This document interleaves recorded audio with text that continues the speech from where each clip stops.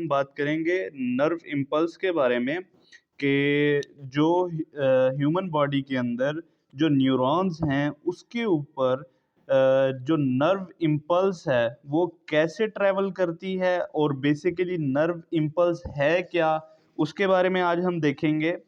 Nerve impulse basically एक wave of electrochemical change है। एक ऐसी वेव है जिसके अंदर कुछ इलेक्ट्रिकल काम होगा, इलेक्ट्रिकल, और कुछ केमिकल काम होगा। तो ऐसी वेव जिसकी वजह से कोई इलेक्ट्रोकेमिकल चेंज आए उस वेव को नर्व इम्पल्स कहेंगे। क्या होता है कि नर्व इम्पल्स ट्रैवल करती है along the length of the neuron, यानी कि जो न्यूरॉन है उसकी लेंथ पे ट्रैवल करती है। और क्या हो रहा है, केमिकल रिएक्शंस हो रहे हैं। केमिकल रिएक्शंस के अलावा जो फेमस किस्म के सोडियम और पोटाशियम आयंस है उसकी मूवमेंट हो रही है और इसके नतीजे में एक पोटेंशियल जनरेट हो रही है जिसे हम कहेंगे मेम्ब्रेन पोटेंशियल।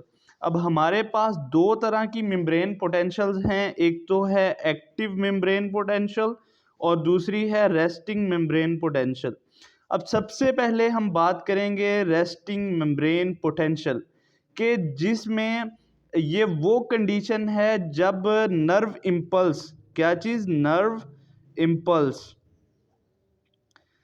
अभी न्यूरॉन के उस पार्ट पे नहीं आई हुई होती। एक आम कंडीशन जिसके अंदर न्यूरॉन की मेम्ब्रेन होती है उस कंडीशन के बारे में हम बात करेंगे जिसे हम कह रहे हैं रेस्टिंग मेम्ब्रेन पोटेंशियल। क्या होता है कि इस कंडीशन के अंदर जो हमारा जो बाहर वाला हिस्सा है, जो हमारा मिसाल के तौर पे ये न्यूरॉन है, न्यूरॉन का जो एक्सॉन का बाहर वाला पार्ट है वो क्या होगा कि वो ज़्यादा पॉजिटिव होगा और जो ये अंदर वाला हिस्सा है ये नेगेटिव होगा। ये देखें कि जब रेस्टिंग वाला पार्ट चल रहा है, रेस्टिंग वाले पार्ट में जो ये बाहर वाला एक्सॉन का हिस्सा है, न्यूरॉन का एक्सॉन, उसका जो बाहर वाला हिस्सा है वो क्या होगा, पॉजिटिव होगा। क्या होगा, पॉजिटिव। और जो अंदर वाला हिस्सा है वो क्या होगा, नेगेटिव होगा। अब आगे देख लेते हैं कि ऐसे कौन कौन से अवामिल हैं जिसकी वजह से, कौन कौन से ऐसे फैक्टर हैं जो आम हालात में इसे रेस्टिंग मेम्ब्रेन पोटेंशियल देते हैं। तो सबसे पहले जो न्यूरॉन का रेस्टिंग मेम्ब्रेन पोटेंशियल है उसके लिए रिस्पॉन्सिबल हैं सोडियम और पोटाशियम आयंस की मूवमेंट।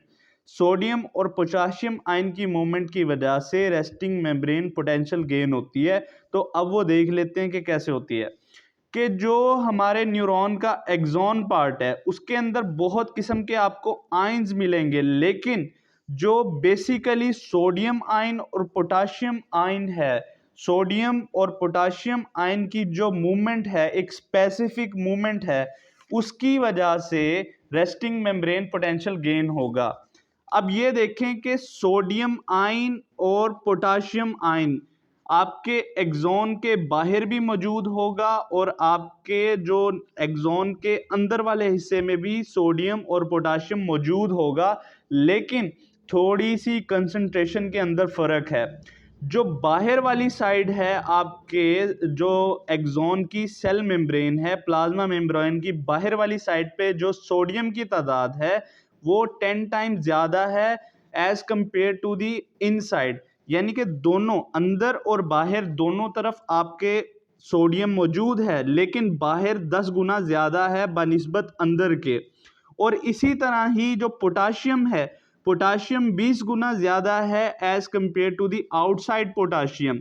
तो इसकी वजह क्या है, वजह यह है कि इनसाइड वाला पोटाशियम जब यानी कि यहाँ पे रेस्टिंग मेम्ब्रेन पोटेंशियल होती है तो क्या होता है कि एटीपी को एटीपीएज की मदद से तोड़ के एनर्जी हासिल की जाती है और एक पंप चलता है जिसे कहते हैं sodium potassium pump. Sodium potassium pump के चलने से क्या होता है कि 3 सोडियम आयंस बाहर चले जाते हैं और 2 पोटाशियम आयन बाहर से अंदर आना स्टार्ट कर देते हैं। तो क्या होगा कि यहाँ से ज़्यादा पॉजिटिव आयन बाहर जा रहा है और कम पॉजिटिव आयन अंदर आ रहा है। तो इसकी वजह से जो आपकी इनसाइड है वो नेगेटिव हो जाएगी ज़्यादा और बाहर वाली साइड पॉजिटिव हो जाएगी। और ये वाली जो कंडीशन है इसे हम कहेंगे हमारा रेस्टिंग मेम्ब्रेन पोटेंशियल। तो ये था इसका पहला फैक्टर जो कि रिस्पॉन्सिबल है रेस्टिंग मेम्ब्रेन पोटेंशियल के लिए। उसके अलावा जो आपका एक्सोन का अंदर वाला एरिया है उसके अंदर बहुत सारे ऑर्गेनिक आयंस वगैरह मौजूद होंगे, प्रोटीन्स मौजूद होंगी और ऑर्गेनिक एसिड्स होंगे। आपको पता है कि प्रोटीन के अंदर भी अमाइनो एसिड होते हैं, अमाइनो एसिड्स, ठीक है। इन एसिड्स की वजह से नेगेटिविटी आती है, तो इस वजह से जो आपके न्यूरॉन की इनसाइड है वो ज़्यादा नेगेटिव हो जाती है और बाहर वाली जो साइड है वो पॉजिटिव हो जाती है। और इसके अलावा एक तीसरा फैक्टर जो कि रेस्टिंग मेम्ब्रेन पोटेंशियल के लिए लाजमी है वो है लीकेज ऑफ पोटाशियम आयन।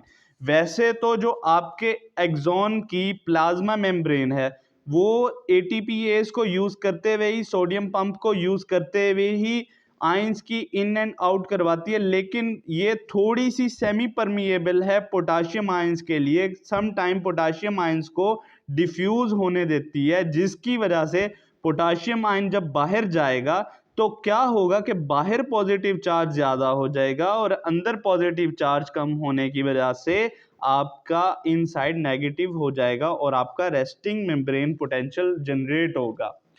अब देखा जाए कि ये तो था रेस्टिंग मेम्ब्रेन पोटेंशियल। अब जब सिग्नल आएगा, कोई स्टिमुलस आएगा एक न्यूरॉन के हमारे यानी के से ट्रेवल करते हुए दूसरे के पास, तो इनिशिएशन ऑफ नर्व इम्पल्स कैसे होगी? तो फैक्टर देख लेते हैं। Initiated by an appropriate stimulus, कि नर्व इम्पल्स के लिए जो एक मूवमेंट है हमारे एक्सॉन के अंदर, उसके लिए क्या चाहिए? स्टिमुलस चाहिए। अब जो स्टिमुलस है वो कहाँ पे, फॉर एग्जांपल इस जगह पे अप्लाइड होगा, यानी कि ये देख लें हमारे जो सेल बॉडी के डेंड्राइट्स हैं यहाँ पे अप्लाई होगा, यहाँ से ट्रैवल करता हुआ एक्सॉन की तरफ आएगा। अब यहाँ से स्टिमुलस तो मिल गया न्यूरॉन को, तो क्या होगा कि एक एक्सॉन्स के अंदर, एक्सॉन जो सेल मेम्ब्रेन है उसके अंदर localise change in the resting membrane potential, कि ये मिसाल के तौर पे आप समझ लें कि एक्सॉन की सेल मेम्ब्रेन है, तो क्या होगा कि फॉर एग्जांपल कि इस जगह पे आपका स्टिमुलस आ जाता है। इस जगह पे जब स्टिमुलस आएगा तो एक लोकलाइज्ड चेंज आएगी, चार्जेस की लोकलाइज चेंज आएगी। तो चेंज होने के बाद क्या होगा कि रिप्लेस अ न्यू पोटेंशियल, आपका जो यहाँ पे पहले रेस्टिंग मेम्ब्रेन पोटेंशियल था उसकी जगह एक नया पोटेंशियल लेगा जिसे हम कह रहे हैं एक्टिव मेम्ब्रेन पोटेंशियल। क्या कह रहे हैं? एक्टिव मेम्ब्रेन पोटेंशियल, जो कि मूव करेगा in the form of impulse, impulse की सूरत में मूव करेगा। तो होता क्या है कि जब एक्टिव मेम्ब्रेन पोटेंशियल होती है कि आपका रेस्टिंग मेम्ब्रेन पोटेंशियल में पॉजिटिव बाहर होता है, नेगेटिव अंदर होता है। एक्टिव मेम्ब्रेन पोटेंशियल की सूरत में आपका नेगेटिव बाहर ज़्यादा चार्ज जनरेट हो जाता है एक स्पेसिफिक पोर्शन में, और पॉजिटिव जनरेट हो जाता है इनसाइड। और फिर क्या होता है कि जब नर्व इम्पल्स इस एरिया में मूव कर जाती है तो यहाँ पे पॉजिटिव वाले नेगेटिव के अंदर चेंज हो जाते हैं और अंदर वाले जो नेगेटिव हैं वो पॉजिटिव में चेंज हो जाते हैं। जो बाकी अब पीछे वाला हिस्सा रह गया, पीछे वाले हिस्से में दोबारा प्रीवियस कंडीशन गेन की जाती है, पॉजिटिव पॉजिटिव पॉजिटिव, यहाँ पे नेगेटिव नेगेटिव नेगेटिव।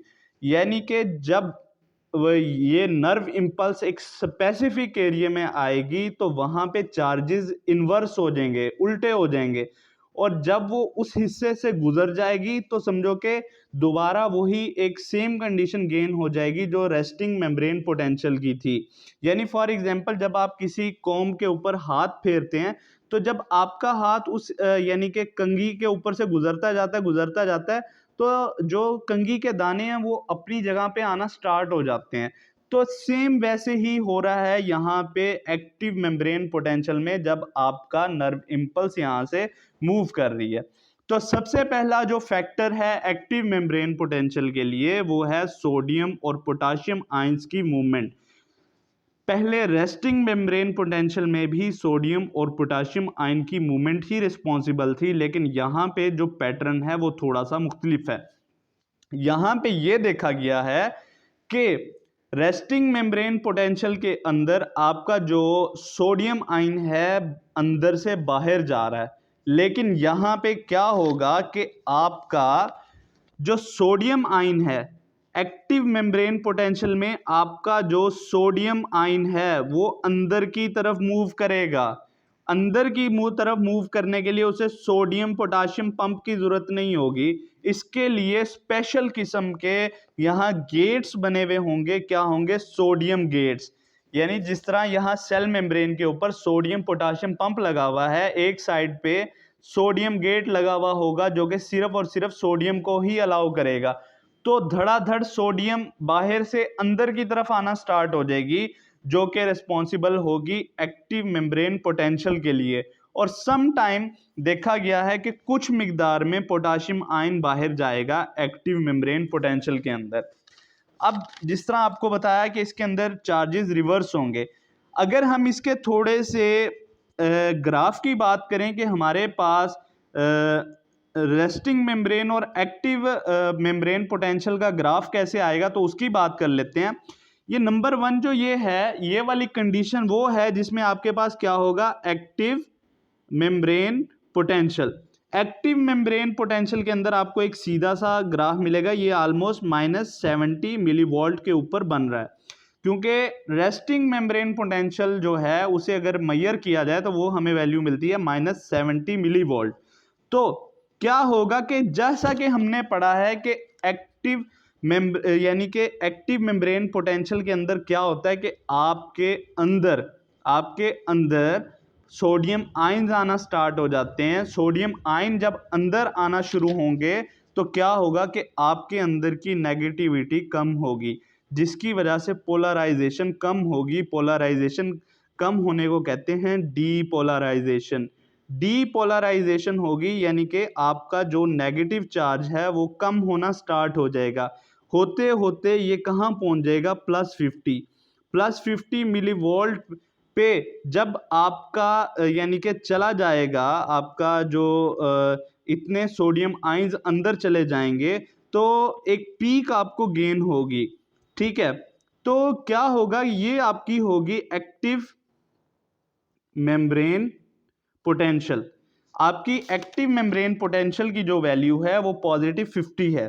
ठीक है, तो क्या होगा कि इसके बाद जब यहां से नर्व इंपल्स चली जाएगी, नर्व इंपल्स यानी कि आगे मूव कर जाएगी, तो क्या होगा कि इस हिस्से के अंदर दोबारा आपके जो सोडियम आयंस हैं, सोडियम आयंस आपकी जो सेल मेम्ब्रेन है उससे बाहर जाना शुरू हो जाएंगे, जिसकी वजह से आप दोबारा पोलराइजेशन गेन करेंगे, जिसे हम कहेंगे रीपोलराइजेशन। रीपोलराइजेशन होते होते ये होता है कि आपके सोडियम आयंस बाहर तो जाते ही जाते हैं, तो उसकी वजह से एक और कंडीशन गेन हो जाती है जिसे कहते हैं हाइपर पोलराइजेशन।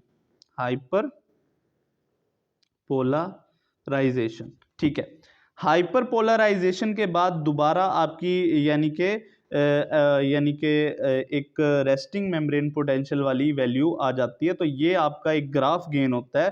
तो ये समझे कि ये वाला जो ग्राफ है किसे जाहिर कर रहा है? इस हिस्से को, ये वाला हिस्सा, और यानी कि ये दो पार्ट हैं, रेस्टिंग मेम्ब्रेन पोटेंशियल यहाँ तक, उसके बाद जो ये एक्टिव मेम्ब्रेन पोटेंशियल है ये मतलब कि आपका ये वाला हिस्सा। ठीक है, जिसके अंदर डीपोलराइजेशन हो रही है और आपको +50 मिलीवोल्ट का यानी कि एक वैल्यू मिल रही है। तो उसके बाद दोबारा यानी कि ये एक पीक सी चलती रहती है। तो अब क्या होगा कि इसके अंदर जो हमारे नर्व इम्पल्स है वो कैसे मूव कर रही है? जो हमारी नर्व इम्पल्स है वो मूव कर रही है सॉल्टेटरी इम्पल्स की सूरत में। यानी कि ये आपका आ गया एक्सॉन, एक्सॉन के ऊपर ये मायलिन शीथ आ गई। तो क्या होगा कि आपका जो यानी कि नर्व इम्पल्स है वो यहाँ से यहाँ, यहाँ से यहाँ, इस तरह की एक मूवमेंट दिखाएगा, जिसे कहेंगे सॉल्टेटरी इम्पल्स। हम इस पार्ट को दोबारा देख लेते हैं ताकि कन्फ्यूजन आपकी दूर हो जाए। रेस्टिंग मेम्ब्रेन पोटेंशियल के अंदर क्या होगा कि सोडियम आयंस अंदर से बाहर की तरफ जाएंगे और पोटाशियम आयंस जो हैं बाहर से अंदर आएंगे, लेकिन सोडियम आयन ज़्यादा अंदर से बाहर जा रहे हैं। तीन सोडियम आयंस क्या हो रहा है कि अंदर से बाहर जा रहे हैं, लेकिन जो बाहर से पोटाशियम आयन अंदर जा रहे हैं वो सिर्फ और सिर्फ 2 आ रहे हैं। इसकी वजह से अंदर वाला हिस्सा ज़्यादा नेगेटिव होता है, बाहर वाला हिस्सा ज़्यादा पॉजिटिव होता है। इस कंडीशन को क्या कहेंगे हम? रेस्टिंग मेम्ब्रेन पोटेंशियल कहेंगे।